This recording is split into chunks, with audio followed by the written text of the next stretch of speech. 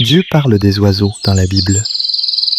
Les oiseaux nichent au bord de l'eau, chantant à l'abri du feuillage.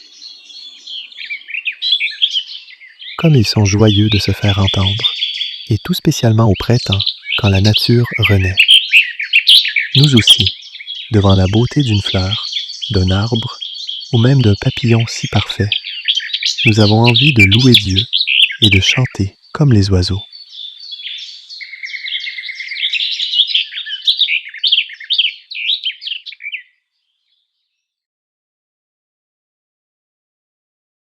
Quand la nuit s'installe, presque tous les oiseaux se taisent, sauf le rossignol. Il chante comme un petit musicien virtuose. « Je suis là! Qui veut faire un nid avec moi ?»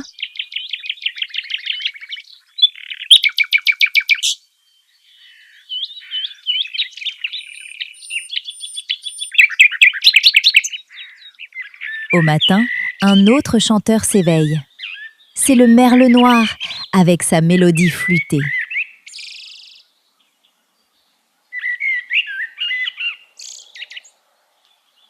Saurais-tu siffler comme lui ?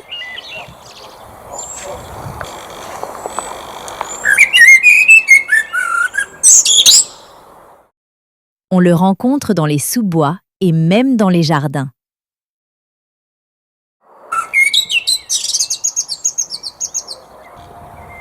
La femelle, elle, est beaucoup plus discrète.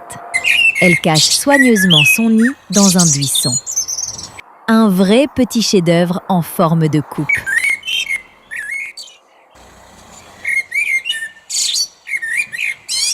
Les merles sont faciles à observer.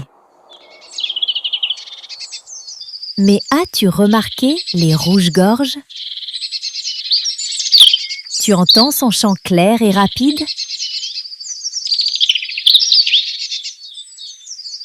Depuis une branche basse, il surveille.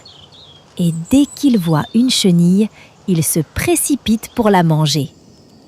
Il aime aussi les araignées, les escargots, les vers de terre, et puis des graines et des baies.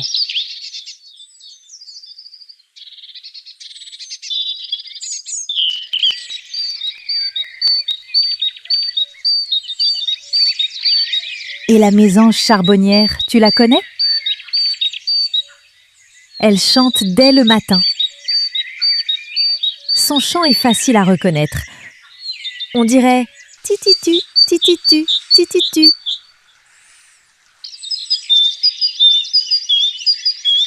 C'est un oiseau intelligent, curieux et très acrobate.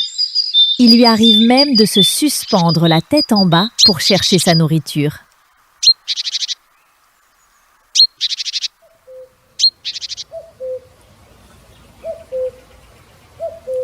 Tiens, écoute encore. Quel est cet oiseau ?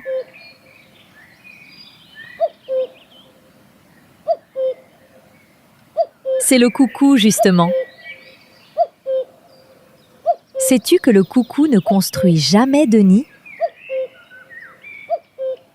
Pendant qu'un autre petit oiseau couve tranquillement ses œufs, le coucou observe. Dès que le nid est laissé sans surveillance, il se dépêche d'y pondre son propre œuf. Cela ne lui prend que quelques secondes.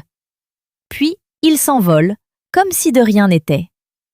Le pauvre oiseau revient couver ses œufs sans se douter de rien. Le coucou, lui, a même parfois éjecté quelques œufs pour faire de la place aux siens, plus gros. Et il part recommencer dans un autre nid.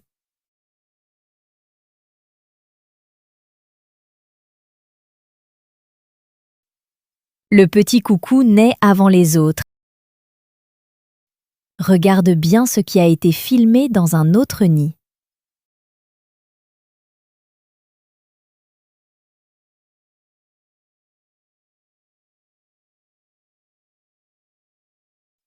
La femelle coucou fait donc élever son petit par une autre maman oiseau, qui le nourrit comme si c'était le sien. C'est ainsi que le coucou se reproduit.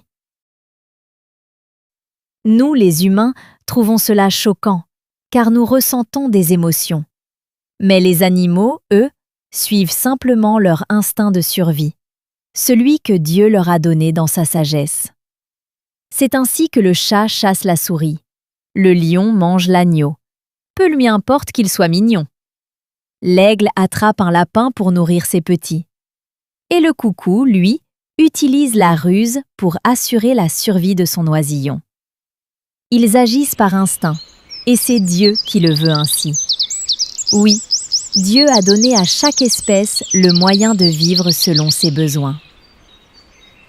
Nous voulons respecter sa création, le louer pour toutes ses merveilles